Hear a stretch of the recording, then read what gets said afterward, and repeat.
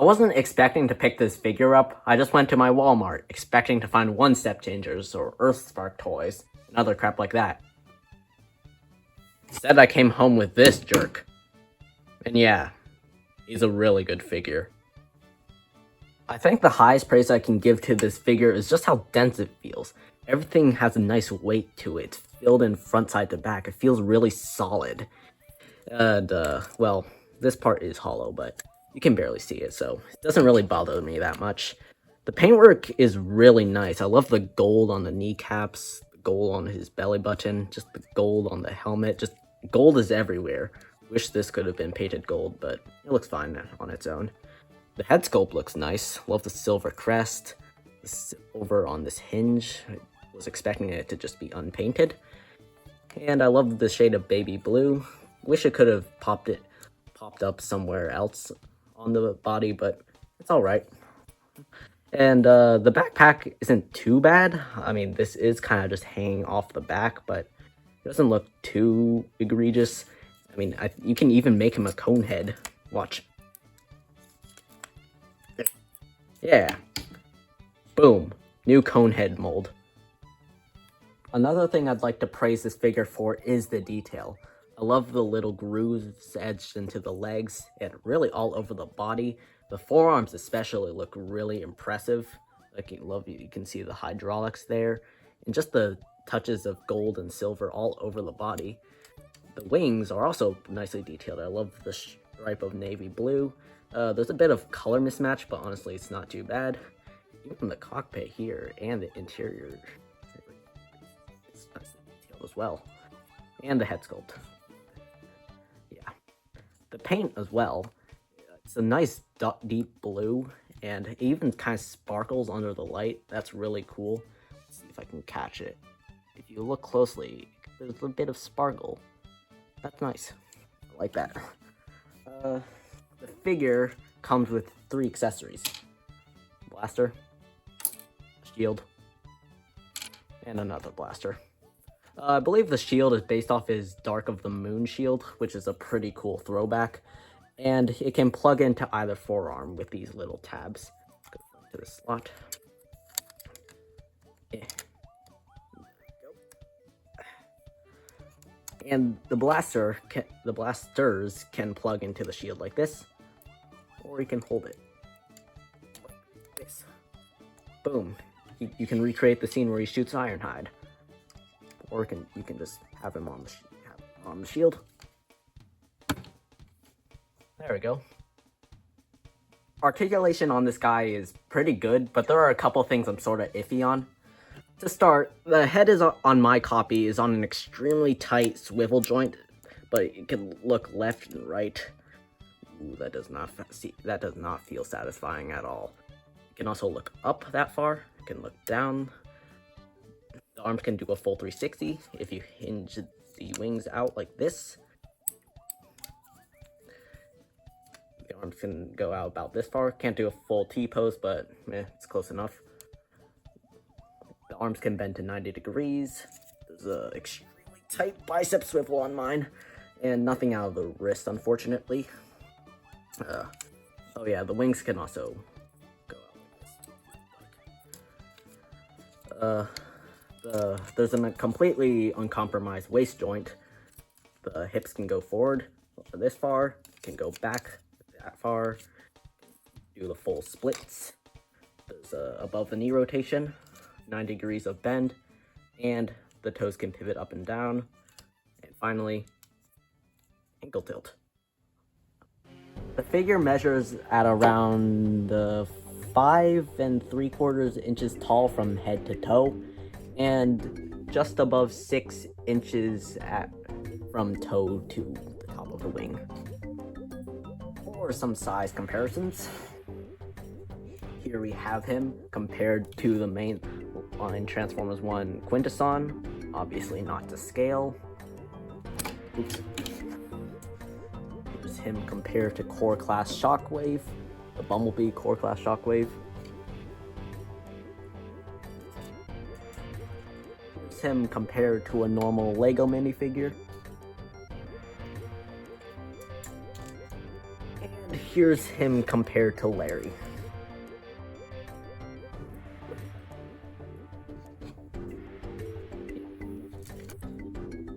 To transform Sentinel into battle mode, the first thing you need to do is open up this little panel. There, it reveals this secret battle mask that you can just flip up, just slide right over his face like that. Boom. Then, you rotate his pecs up like this. Then, open up these little shoulder flaps, and rotate out the cannons. Do the same for the other side. Open, rotate, close. Camera. This whole thing is on a slider joint, so you just grip the forearm and pull, so it slides right over the fist, concealing it. Do the same for the other side. Next, open up these little leg panels, fold out the cannons hidden inside. Close. Do the same for the other side.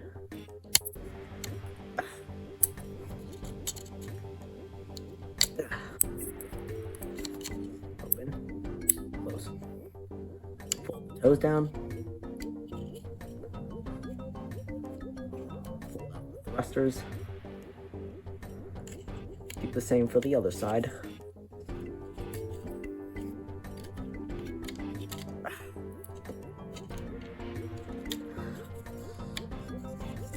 And yeah, you're pretty much done. That is a nice looking battle mode. I just love how accurate it looks like, and it just like they pulled out all the stops for this. They got the leg cannon, they got the arm cannon, and I'll excuse the lack of a wrist joint if we can get this. It just slider joints. That's actually brilliant. Love the hidden cannons right here. I love the integration of the battle mask, like the fact that it just hides away right in here. I could do that for any Optimus. That'd be really cool. And just, I don't know, I love how the thrusters just fold away in the feet. You can still do your ankle tilt, you can still bend. Well, now actually it bends to 90 now that this part is out. Still tight joints, and you can still move the head. Because if you look closely, the whole compartment swivels when the head swivels. It's really cool. Yeah, this is just a really cool battle mode, like I said. For some measurements, now this whole thing from head to toe measures to around just 6 1/4 inches and 7 inches from toe to tail. To transform Sentinel into jet mode, the first thing you want to do is make sure that everything the battle mode has is tucked away. So these little leg cannons, the shoulder cannons, his battle mask, make sure the pecs are angled back in their normal position, but keep the forearms extended, like this. First, you want to turn the head 180 degrees. 100 and, yeah, there we go. So he's facing it backwards. Next, take the nose cone. Has these little pegs. They'll go into these slots right there. Next, just these little wing pieces are on a hinge.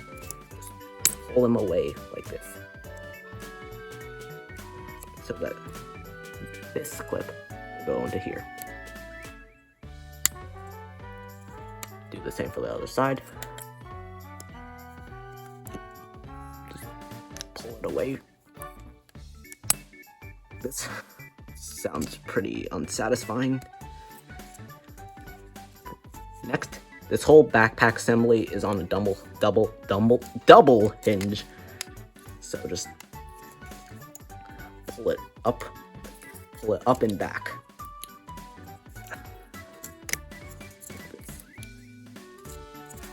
Like this.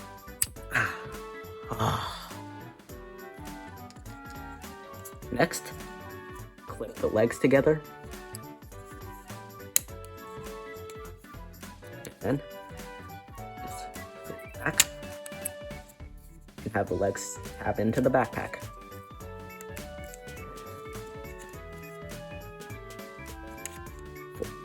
Fins up. Oops. Okay, done.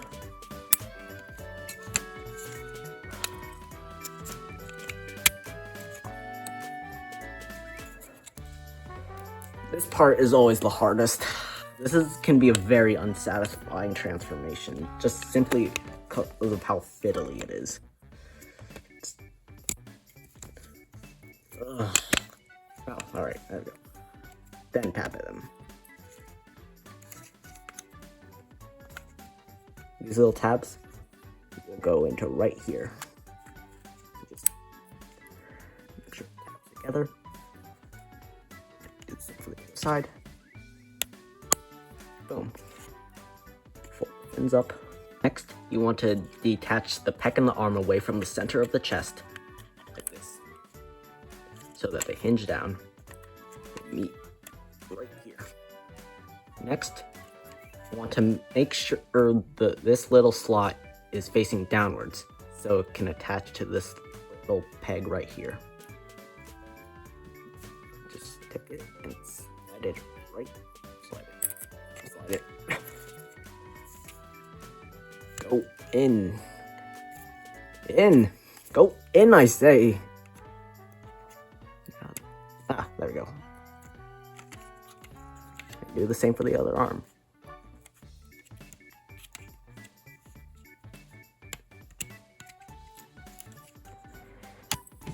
Next, take the shield. This little slot will go onto this tab.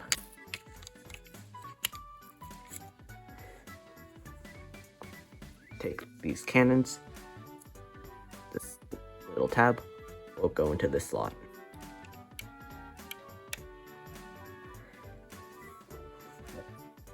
And do the same for the other side.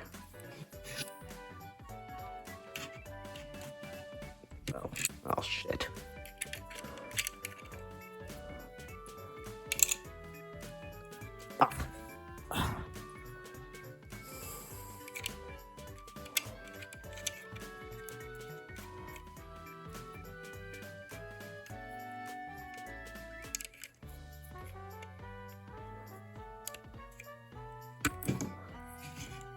And that's the jet mode.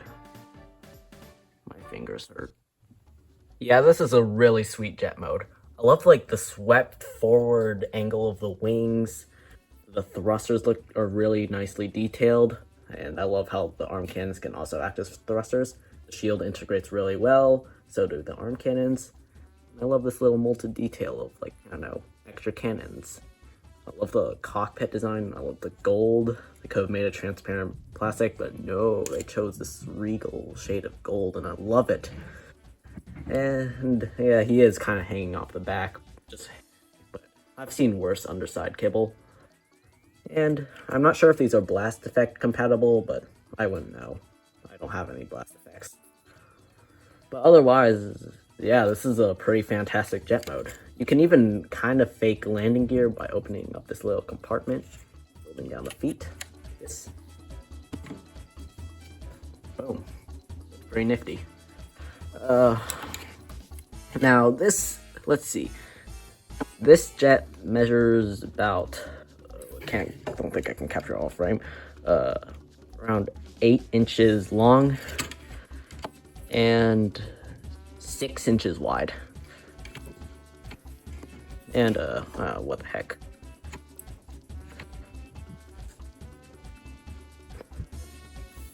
About 3 inches tall. Yeah, I'd say so. And this really does look like something that could be easily retooled into Cyclonus. Or for some size comparisons, here's him compared to Bumblebee Core Class Shockwave, Rise of the Beast Studio Series Deluxe Class Bumblebee, and the Transformers 1 mainline Quintesson Commander. So, wrapping up on this poorly made review, this Sentinel Prime figure is really good, actually. and one of my favorites in my collection. I just wish he came with his double-edged sword. He had slightly looser joints, especially on the bicep and head. And the transformation is a little less... Yeah, I wish the transformation was less stressful. But overall, I love the battle mode, I love the jet mode, I love the paintwork, I love the detail. I love pretty much everything about this figure. And I highly recommend it, because I thought it didn't even come out yet. But I guess I was wrong. So, yeah, I probably won't do any more of these for a pretty long time, because I don't get Transformers figures often. But thank you for watching, like and subscribe if you wish to, and I'll see you next time in a future video. Traitor.